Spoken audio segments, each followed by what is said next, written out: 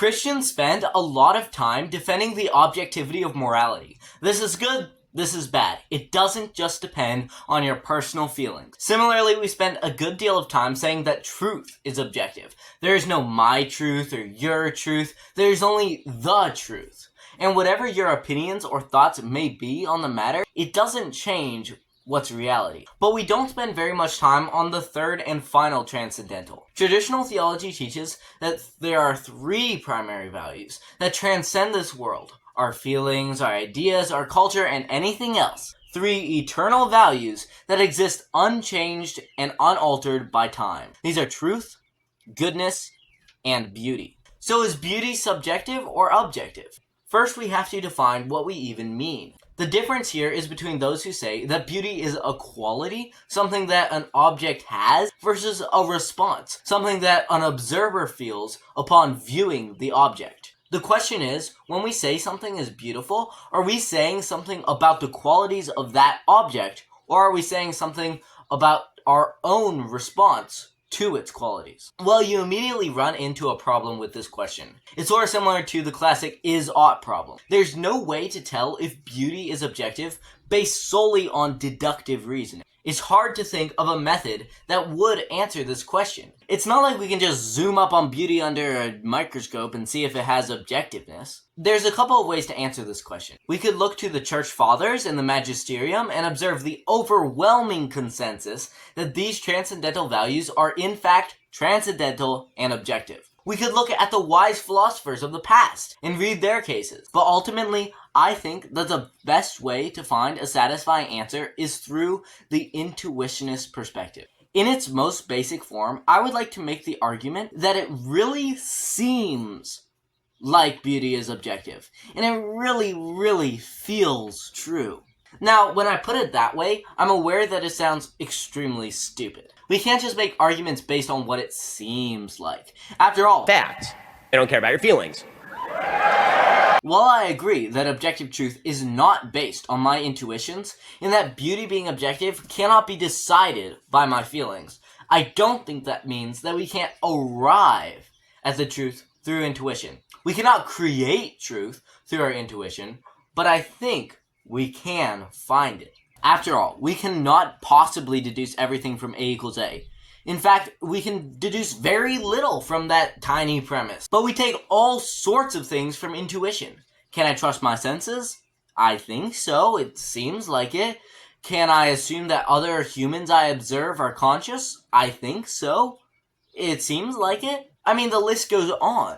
All sorts of extremely basic, fundamental premises that we base our lives on come from intuition. And I really don't mean to send you into an existential crisis, doubting everything. Quite the opposite. You need to realize that it's okay to base assumptions off of intuition. People might try to claim this is anti-rationality or even anti-science, but it's really quite the opposite.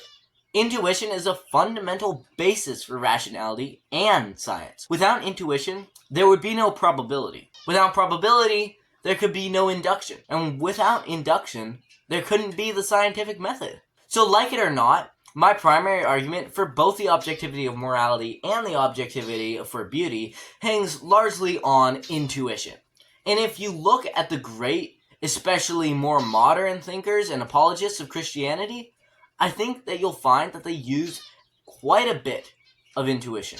Take C.S. Lewis's excellent work, The Abolition of Man, a collection of lectures that in many ways can be viewed as the Intuitionist manifesto. In his first chapter, originally his first lecture, he discusses Transcendentals, specifically that of beauty, and argues for their existence, basically using Intuitionist arguments. To say that the cataract is sublime means saying that our emotion of humility is appropriate or ordinate to the reality, and thus to speak of something else besides the emotion. Just as to say that a shoe fits is to speak not only of the shoes, but of the feet. Lewis doesn't deduce objective beauty or sublimity, but he makes the point that it seems, based on the way that we think of the world, and indeed speak of the world, that when we call the waterfall sublime, we aren't talking about ourselves or our response to seeing that cataract, but we are actually pointing out something about the cataract. something objectively beautiful in the cataract that demands our respect, our humility, and our admiration. When we say that a certain landscape or a song is beautiful, at least in my experience, we aren't trying to say, I feel certain emotions when I see this. Certainly I do, but that's not what I'm trying to communicate to you. I'm trying to communicate something I see, a trait that the landscape has. Because you see, I don't think that landscape is only making me feel free or melancholy or hopeful or whatever. I think I'm observing beauty in the landscape. Something very real and very objective. Allow me to share with you 2 movie clips. Hi. Can I help you? Yeah, can I have a dozen red roses, please? Oh, hi, Johnny. I didn't know it was you. Here you go. That's me. How much is it? It'll be $18. Here you go. Keep the change. Hi, doggy. You're my favorite customer. Thanks a lot. Bye. Now sure, maybe you don't agree that that clip was one of the worst moments in all of cinematic history. Maybe you feel happy when you see these people interacting. Maybe you find it funny how awkward and silly their interaction is. But there's no question that it wasn't beautiful. And there's no question that this is.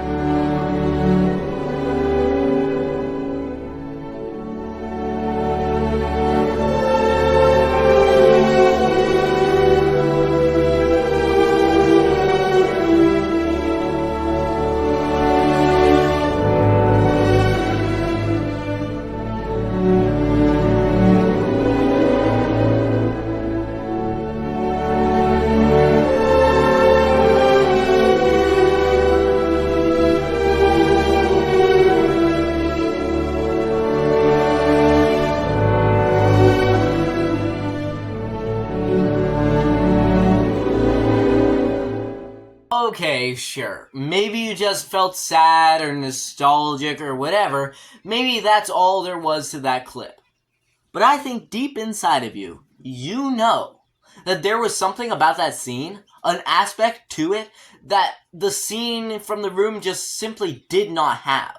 And what we've always called that is beauty. Sure, maybe some people are more attuned to some types of beauty than others. You might find this video of a deer prettier than this picture of the sunset, and others might disagree. But there is no question that we intuitively see something in the Soylent Green clip that we did not see in that clip from The Room.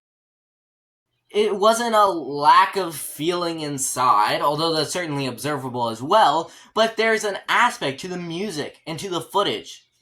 An aspect of objective beauty.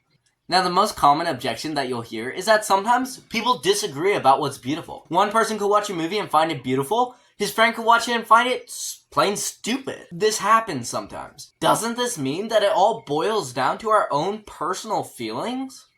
Well, no.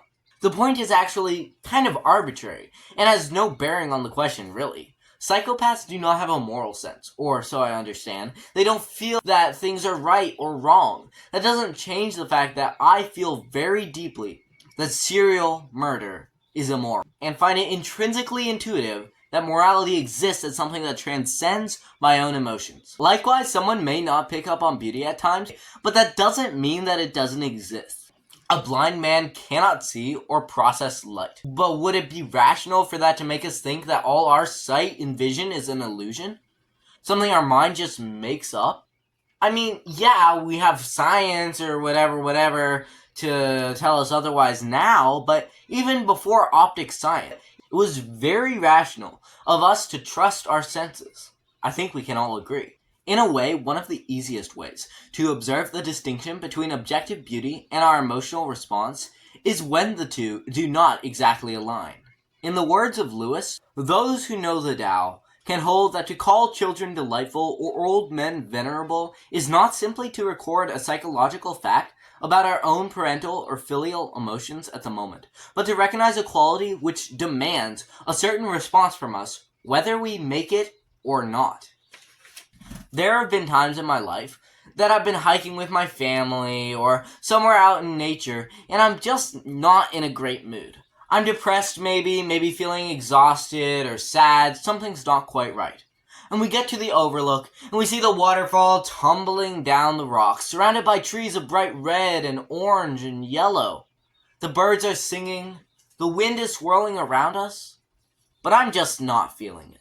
I know that it is beautiful. I am aware that it holds a quality that in some way embodies the divine, something that transcends myself and those around me. But I don't feel the joy, or the reverence, but I know I ought to be. I know that it's beautiful purely rationally, even if I have none of these feelings and emotions associated with a subjective experience of beauty.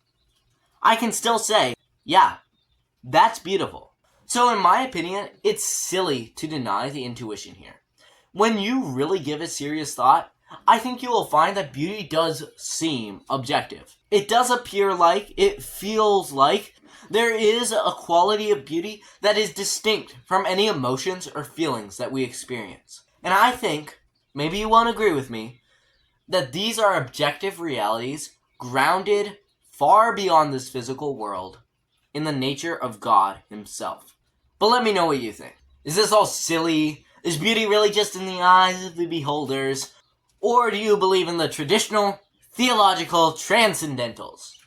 Let me know in the comments. Make sure to like, subscribe. Thanks for tuning in. God bless. And I hope to see you again next time.